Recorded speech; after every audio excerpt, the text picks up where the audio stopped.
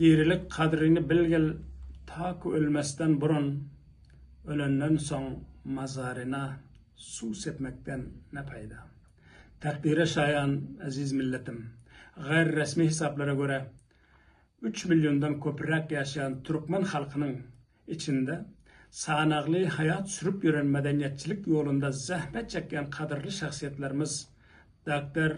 Salih Muhammed Rasıh, Abdurrahim Uraz, Abdülahad Garacali, Abdülsalam Bazzaz, Muhammed Amin Farhang, Abdurrashid Hanif, Ustad Gulam Haydar Ulfat, Şükriye Mübariz, Kamar İşçi, Koyaş Qarizada, Şir Muhammed Yengiş, Khadija Bahramiyan, Abdurrasul Kafaş, Muhammed Amin Umar, Muhammed Haşim Velizada Anxuyi, Rozmurad Batır, Muhammed Yaqub Bayat, Abdurrahim Karimi, o cümleden kadirli şairimiz Abdülkerim Aydın, Afganistan Türkmenlerinin siyasi ve medeniyetçilik hayatında mahsus orun tutan hürmetli ve tesirli şahsiyetlerden biridir.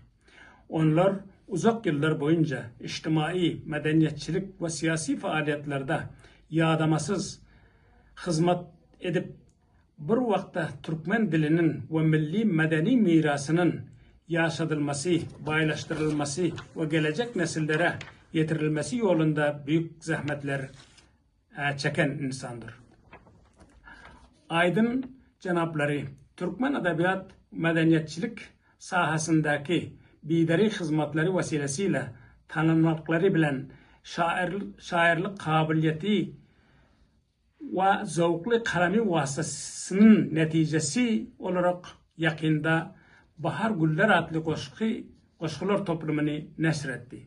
Bu eser Türkmen edebiyatlarını, haysiyetini ve ruhi alamını öz içinde açıp görseden kıymetli bir tuhfedir. Ben bu kıymetli eseri yüksek kadirli doğanım Abdülkerim Aydın'a uzun ömür, daimi sağlık, ruhi aramlık ve çeksiz saadet diliyorum. İlmi ve edebi faaliyetleri gelecekte arzu ettiğim hürmetli Aydın'ın